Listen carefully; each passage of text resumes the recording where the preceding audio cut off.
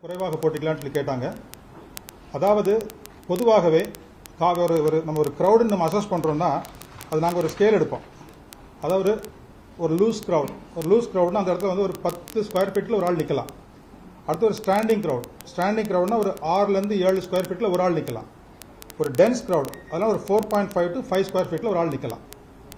So இது நம்ம calculate பண்ணி பார்க்கும் பொழுது அதே மாதிரி அந்த க்ரௌடுடைய கேரக்டர் ஒரு low risk, moderate, high risk, இது மாதிரி பல கேட்டகரிஸ் இருக்குது. பொதுவாகவே ஒரு லோ ரிஸ்க் க்ரௌடுன்னா ஒரு போலீஸ்மேன் ஃபார் 250 to 300 பீப்புள், அதுதான் லோ ரிஸ்க் கொடுக்கக்கூடிய பந்தோபஸ்து. அடுத்ததாக மாடரேட் ஸ்கேல் இருந்ததுன்னா 1 policeman for 100 to 150 people. High ரிஸ்க்னா 1 போலீஸ்மேன் ஃபார் 50 பீப்புள். இங்கே 27ஆம் தேதி நடந்த நிகழ்வுக்கு அங்கே கொடுத்த பந்தோபஸ்த் 500 காவலர் அதிகாரிகள், மாவட்ட காவல்துறை கண்காணிப்பாளர் மற்றும் 3 ADSPs,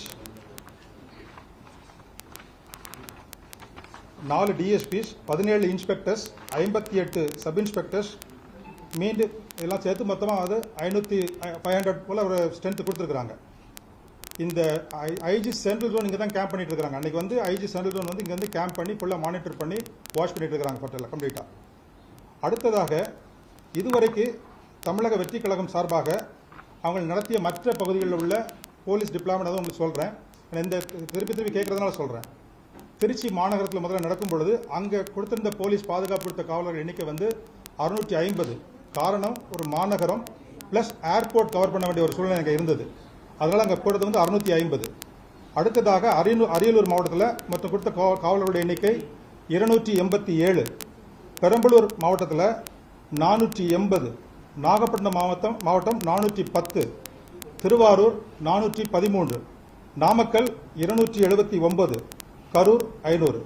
நாமக்கல்ல கூட இதே மாதிரி நேற்று ஹீட் ஸ்ட்ரோக் ஆகி சுமார் 34 பேர் ஹாஸ்பிட்டலைஸ் ஆனாங்க. அதில் still about 4 people are still observation இருக்கிறாங்க. ஸோ இது காவல்துறை நாங்கள் சொல்ல வேண்டிய உங்களுடைய கேள்விகளுக்கு சொல்லக்கூடிய ஒரு முக்கியமான சில பாயிண்ட்ஸு. அடுத்ததாக இந்த ஆம்புலன்ஸ் எங்கிருந்து வந்துன்னு சொல்லி கேட்டிருக்காங்க. ஒன் ஆஃப் த கண்டிஷன்ஸ் கொடுக்கும் பொழுது போதிய ஆம்புலன்ஸ் வசதிகள் ஏற்பாடு செல்ல வேண்டிய கண்டிஷனில் கொடுத்துருந்தாங்க. அதற்கு ஏற்றாற்போல் அவங்களே நம்ம அந்த போலீஸ் குவார்ட்டர்ஸ் பக்கத்தில் 2 ஆம்புலன்ஸ் அவங்களே பார்க் பண்ணி அரேஞ்ச் பண்ணி வச்சுருந்தாங்க. இந்த நிகழ்வுகள் நடந்து தெரிய வந்ததுக்கு அப்புறம் முதல்மாக காவல்துறையினர் அங்கேருந்து மைக்கில் கூப்பிட்டு சொல்கிறாங்க போலீஸ் ஸ்டேஷனுக்கு, இங்கே ஏதோ இன்சிடென்ட் நடந்துச்சு, ஸ்டாம்பேட் மாதிரி தெரியுது, அதனால் கொஞ்சம் உடனே ஆம்புலன்ஸ் வர சொன்னது. அதுக்கப்புறம் தான் ஆம்புலன்ஸ் லோக்கல் போலீஸ் இன்ஃபார்ம் பண்ணி அங்கே அமராவதி ஹாஸ்பிட்டலேருந்து நிறைய ஒரு nearly about 10 ambulance started moving there. இதை சொல்ல வேண்டிய ஒரு முக்கியமான ஒரு கருத்து. அடுத்ததாக ஸ்டோன் பெல்ட்டிங் இருந்துன்னு சொன்னாங்க. எங்களுடைய தகவல் படி இது வரைக்கும் நாங்கள் விசாரித்து பார்த்தபடி அப்படி கல் எறிஞ்சாங்கன்னு சொல்லி இந்த மாதிரி ஒரு செய்தி எங்களுக்கு கிடையாது ஆக்சுவலாக. ஸோ இப்போ இவ்வளோ இருந்ததுக்கப்புறம் இப்போ செக்யூரிட்டி எதுவும் லேப்ஸ் இருந்ததா அப்படின்ற ஒரு கேள்வி எல்லாருக்கும் வரலாம். இப்போ தலைவர் அங்கே தமிழக வெற்றி கழக தலைவர் தவுட்டுப்பாளையத்திலிருந்து நம்ம கரூரில் அந்த ஜங்ஷன், இந்த ரவுண்டான ஜங்ஷன் வர வரைக்கும் இட் டுக் 2 hours. இது யூஸ்வலாக நம்ம ஒரு 30 minutes கவர் பண்ணக்கூடிய டிஸ்டன்ஸு, பட் 2 hours ஆச்சுது. ஏற்கனவே நாமக்கல் அவங்க பண்ண வேண்டிய அந்த பிரச்சாரமும் லேட்டாக ஆரம்பிச்சு அது 4 hours ஆச்சுது. 12 o'clockலேருந்து 4 o'clock ஆச்சுது. அங்கே அதனால் காத்திருந்த மக்கள் எல்லாருக்குமே ஹீட் ஸ்ட்ரோக் ஆகி அதனால் அவங்க ஹாஸ்பிட்டல் போக வேண்டிய நிலைமை நாமக்கல்லே நடந்தது. சப்சிக்வெண்ட்டாக அவங்க திருப்பி அங்கேருந்து கிளம்பி வரும்போது 4:15 போல் அங்கேருந்து கிளம்பியிருக்காங்க. நாமக்கல்லேருந்து கிளம்பி அந்த தவுட்டுப்பாளையருந்து கிளம்பும் பொழுது நம்மளுக்கு அந்த ரவுண்டான பக்கத்தில் வரும்போது அந்த ஜங்ஷன், அந்த ஃப்ளைஓவர் ஜங்ஷனில் வரும்போது ஆல்மோஸ்ட் 6 o'clock டைம் ஆயிடுச்சு. ஸோ 6 o'clock வந்ததுக்கப்புறம் அது வரைக்கும் அந்த கட்சியின் தலைவர் அவர்கள் சைடில் இருக்கும்போது சர்வீஸ் ரோட்லேருந்து இப்போ மக்களை பார்த்து கையெழுத்து வந்தவர் உள்ள திருப்பி வண்டிக்குள்ளே போனதுக்கப்புறம் மக்களை பார்க்கக்கூடிய ஆர்வம் அதிகமாகுது. ஆகும்போது இந்த பின்னாடி வந்த க்ரௌட் எல்லாமே வண்டி கூட சேர்ந்து போக ஆரம்பிக்கிறாங்க. அந்த வண்டி போகிற ஒரு டிஸ்டன்ஸ் டைமே ஆல்மோஸ்ட் 1 hour ஆயிடுச்சு. அங்கே 6 o'clock அங்கே ஆரம்பித்த வண்டி அங்கே மூவ் பண்ணி அந்த முனியப்பன் கோயில் தாண்டி அந்த பேசக்கூடிய இடத்துக்கு வரக்கூடியதுக்கு சுமார் நியர்லி அபவுட் 1 hour ஆயிடுச்சு. அப்போ அங்கே போகும் பொழுது தலைவரை பார்க்க வேண்டிய ஒரு ஆர்வத்தில் இருந்த க்ரௌட் நேச்சுரலாக 2 சைட்லேயும் இருந்து மூவ் பண்ணும் பொழுது ஏதோ ஒரு இன்சிடென்ட் நடந்திருக்குது. அதை நம்ம கண்டிப்பாக விசாரித்து இன்வெஸ்டிகேஷன் என்ன நடந்ததோ அதை நம்ம கண்டுபிடிக்கணும். இதான் நான் காவல்துறை சொல்லக்கூடிய விரும்புகிறேன். எக்ஸாக்ட்லி, அதான் ஒரு நல்ல பாயிண்ட். இப்போது இப்போ லீடர் ஆஃப் அப்போசிஷன் வரும்போது நாங்கள் கொடுத்த ஸ்ட்ரென்த் வந்து 137 orderly crowd, well regulated, controlled, ஒரு பிரச்சனை இல்லாமல் போச்சது, ஸ்மூத்தாக டிஸ்போஸ் ஆனாங்க. இப்போ நேற்று எங்களுக்கு வந்து இந்த ஆம்புலன்ஸில் வந்து காயப்பட்டவங்களை வெளியே எடுத்து வரும்போது கூட கூட்டு வர முடியல. அதே மாதிரி அவங்க கட்சி தலைவரை வந்து நம்ம அந்த இடத்த விட்டு நம்ம வெளியே கூட்டு போகிறதுக்கும் எங்களால் ஒழுங்காக அந்த க்ரௌடை வந்து புஷ் பண்ணி கொண்டு போக முடியலை. ஸோ எந்த ஒரு பாதுகாப்பு அமைப்பாக இருந்தாலும் சரி, அதில் யார் கலந்துக்கிறாங்களோ அவங்களுடைய ஒத்துழைப்பும் காவல்துறைக்கு தேவை. ஏன்னா இது நீங்கள் எவ்வளோ தான் ஸ்ட்ரென்த் போட்டாலும் சரி, நீங்கள் 500 இல்லை 1000 போட்டாலும் சரி, 2000 போட்டாலும் சரி, இவ்வளோ ஒரு 10,000 15,000 20,000 இருக்கக்கூடிய க்ரௌட் வந்து போலீஸை ரெசிஸ்ட் பண்ணும் பொழுது என்ன பண்ண முடியும்? இப்படி சூழ்நிலைகள் வரும் கண்டிப்பாக. அப்போ நம்ம வந்து கொஞ்சம் அவங்களை கை வச்சு பேசி சமாதானம் பேசி கொஞ்சம் லைட்டாக புஷ் பண்ணி தான் கொண்டு வர முடியும். இப்போ டிஎஸ்பி வந்து கரூர் டவுன் டிஎஸ்பி வந்து நம்ம மேம்பாலத்திலிருந்து அந்த பேசுகிற இடத்துக்கு வந்து அவர் தான் வந்து அந்த டீமோட பேசி கூட்டு வந்திருக்கிறாரு. ஒரு அட்லீஸ்ட் 50 மீட்டர்ஸ் பிஃபோர் அந்த ஸ்பீக்கிங் பாயிண்ட்ல வச்சு பேசி சொல்லியிருக்கிறாரு. சரிங்க நிறுத்திக்கலாம், வேண்டாம், கூட்டம் ரொம்ப ஜாஸ்தியாக இருக்குது, இங்கே வச்சே பேசலான்னு சொல்லிட்டு. அதுக்கும் அந்த ஆர்கனைசர்ஸ் மறுத்துருக்குறாங்க. இல்லை நாங்கள் அந்த பாயிண்ட்டுக்கு தான் போகணும், இங்கேருந்து எங்களுக்கு கவரேஜ் நல்லா கிடைக்காது, இங்கேருந்து எங்களுக்கு வந்து சரியாக மைக் கேட்காது, சரியாக கேட்காது. ஸோ அதனால தான் அங்கேருந்து திருப்பி வந்து கொஞ்சம் கொஞ்சமாக வந்து அந்த வண்டியை வந்து கொஞ்சம் புஷ் பண்ணி க்ரௌடை கொஞ்சம் ரெண்டு சைடு மூவ் பண்ணி கொண்டு வந்துருக்குறாங்க. ஸோ அந்த ஸ்பாட்டுக்கு வந்ததுக்கப்புறம் ஒரு 10 நிமிடம் வந்து தலைவரை யாராலும் பார்க்க முடியல. அந்த சமயத்தில் இந்த ரைட் சைடு லெஃப்ட் சைடில் இந்த க்ரௌட் வந்து they become restless, anxiety. So அதை பார்க்கறதுக்காக இல்லை நார்மலி இந்த வர க்ரௌடே வந்து தலைவரை பார்க்கணுங்கிற எண்ணத்தில் வர்றவங்க வந்து ரெண்டு புறமும் வந்து பார்க்க முடியாமல் போகும்போது ஒரு சர்ஜ் ஆகுது. ஸோ அதுக்கப்புறம் நடந்து நம்ம இந்த வீடியோ ஃபுட்டேஜஸ் இதெல்லாம் பார்த்ததுக்கப்புறம் என்ன நடந்தது, ப்ளஸ் நிறைய நாங்கள் பப்ளிக்கை விசாரித்தோம். அதில் நிறைய பேர் என்ன சொல்கிறாங்க, சார் நாங்கள் 12 மணி 11 மணிக்கெலாம் வந்துட்டோம், காலையில் கூட சாப்பிடாம வந்தவங்களாம் இருக்கிறாங்க, மத்தியானம் சாப்பிடாம நின்றுருக்காங்க, அங்கேயே உட்காந்து அங்கேயே மூவ் பண்ணிட்டு இருந்திருக்காங்க. ஸோ அதெல்லாம் வந்துட்டு ஸோ அவங்களுக்கு தேவையான ஒரு சாப்பாடு வசதிகளோ இல்லை தண்ணி வசதிகளோ இல்லாமல் ஃபுல்லாக அங்கே பேஷண்ட்டாக வெயிட் பண்ணியிருக்கிறாங்க. அவ்வளோதான் வெயிட் பண்ணும் பொழுது ஒரு தலைவருடைய வருகை வந்து தாமதமாகும் பொழுது நிச்சயமாக அந்த க்ரௌட் வந்து ரெஸ்ட்லெஸ் ஆகிறதுக்கு வாய்ப்பு இருக்குது. ஸோ இது எல்லாமே வந்து நம்ம இன்வெஸ்டிகேஷனில் எப்படி நடந்தது என்ன நடந்துச்சு நம்ம வீடியோஸ்லாம் பார்த்தா தான் தெரியும். ப்ளஸ் எவிடன்ஸ் இந்த விட்னஸஸ் அங்கே இருந்தவங்க கலந்துக்கிட்டவங்க அவரோட விசாரிச்சா தான் நம்மளுக்கு என்னன்னு தெரியும்.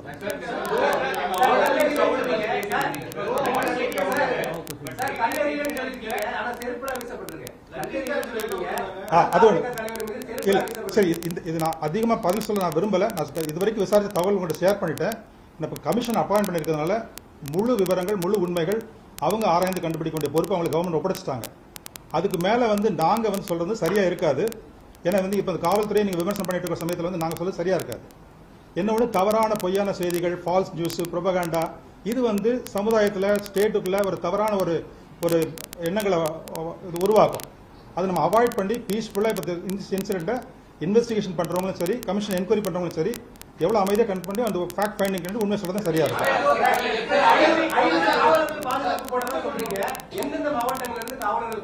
அரியலூர், புதுக்கோட்டை பிளஸ் இங்கே கரூர் டிஸ்ட்ரிக்ட். இல்லை இருந்தாங்க. ஐஜி இருந்தாருங்க.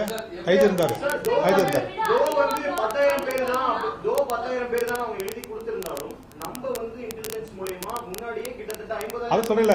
அதாவது சரி நான் கேட்கறது நீங்க 20,000 crowd வந்தா கூட ஒரு policeman is equal to 40 people. நாங்க எவ்வளவு போட்டிருந்தோம்? ஒரு போலீஸ்மேன் ஈக்குவல் 20 people போட்டிருந்தோம்.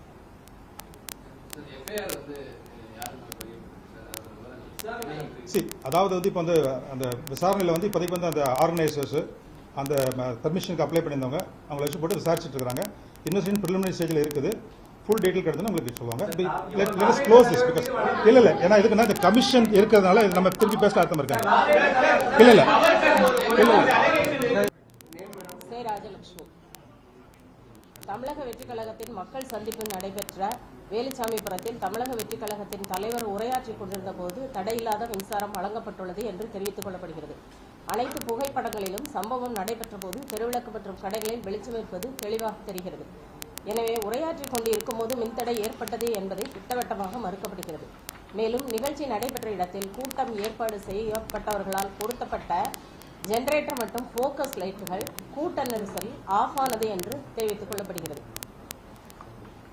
முன்னதாக தாவேகாவின் கரூர் மேற்கு மாவட்ட செயலாளர் மக்கள் சந்திப்பு நிகழ்ச்சிக்கு 27/9/25 அன்று கரூர் ஈரோடு ரோடு வேலுச்சாமிபுரத்தில் காலையில் 12 மணிக்கு மேல் உரையாற்ற உள்ளார் என்றும், வேலுச்சாமிபுரம் நெரிசலான பகுதி என்பதால் மக்கள் கூட்டம் அதிகமாக வரும் என்பதாலும் பொதுமக்களின் பாதுகாப்பு கருதி தலைவர் பேசும் பொழுது குறிப்பிட்ட நேரம் மட்டும் மின்சாரத்தை நிறுத்தம் செய்து தரும்படி கடிதம் 26/9/25 என்று பெறப்பட்டது. அவருடைய கோரிக்கையானது அன்றே மறுக்கப்பட்டு விட்டது. மின் வாரியத்துல ஆஃப் பண்றதுக்கு மறுத்துட்டாங்கன்னு சொல்றாங்க. ஆனா அந்த இடத்துல மின் வாரியம் தொண்டர்ல ஏறணும், மரத்துல ஏறாங்க, டிரான்ஸ்பார்மர் ஏறதுக்கு ஆபத்து இருக்கு. அதே மீறி அந்த இடத்துல பர்மிஷன் கொடுத்தீங்க. ஏன்னா வேற இடத்துல கொடுத்துருக்கலாம், இல்ல பர்மிஷனே கொடுக்காம கூட இருந்திருக்கலாம். இதுக்கு அரசும் ஒரு அரசு நிர்வாகமும் ஒரு பொறுப்பு தான். எல்லா இடங்கள்லையும் பொதுவாக அப்ரூவ் பிளேசஸ் எல்லா கலெக்டர்ஸ் பிளஸ் பொலிட்டிக்கல் பார்ட்டிஸ் வச்சு ஒரு மீட்டிங் போட்டு ப்ரொசீஜர் ட்ரா பண்ணி அப்ரூவ் பண்ணி தான் கொடுக்குறாங்க. இது வந்து காவல்துறை மட்டும் எடுக்கக்கூடிய ஒரு முடிவு கிடையாது. மாவட்ட ஆட்சித்தலைவர்களுடைய தலைமையில் எல்லா பொலிட்டிக்கல் பார்ட்டிஸை வர வச்சு அவங்கள்ட்ட பேசி அவங்க மாவட்டத்தில் அவங்க ஒவ்வொரு ஊர்களில் எங்கெல்லாம் பொலிட்டிக்கல் மீட்டிங்ஸ் கண்டக்ட் பண்ணலாம் அதை வச்சு தேர்ந்தெடுக்கப்பட்ட இடம். அந்த இடமும் ஒன்று. இது 2022 2022 அந்த பிளேஸ் யூஸ் பண்ணிட்டு இருக்காங்க. குறிப்பா ரூலிங் பார்ட்டிக்கும் ஒரு மாதிரி ஒரு அனுமதியும், எதிர்கட்சிகளுக்கு ஒரு மாதிரி ஒரு அனுமதியும் கொடுக்கறதா காவல்துறை. பொதுவாக எல்லா பெர்மிஷனும் நாங்கள் கொடுக்குறோம். எல்லா கட்சிகளுக்கும் என்னென்ன ப்ரோக்ராம் நடக்குதோ, இல்லை பாத யாத்திரையோ, இல்லை வேறு எதுனாலும் சரி கண்டிப்பாக நாங்கள் பெர்மிஷன் கொடுக்குறோம். கண்டிஷன்ஸ் போடும்பொழுது ஒரு சிலருக்கு அது வந்து விரும்ப மாட்டோம்.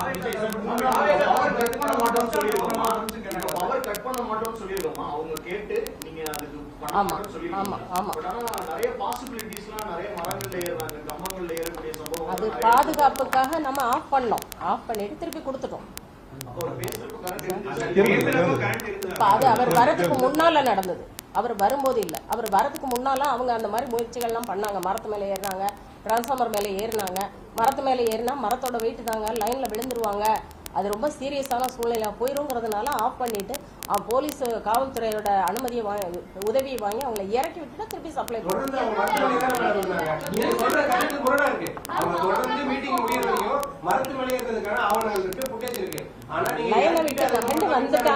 சரி. எப்படி எல்லா இடத்துலயும் இந்த பாயிண்ட் எல்லாமே கண்டிப்பா கமிஷன்லயும் கேட்பாங்க.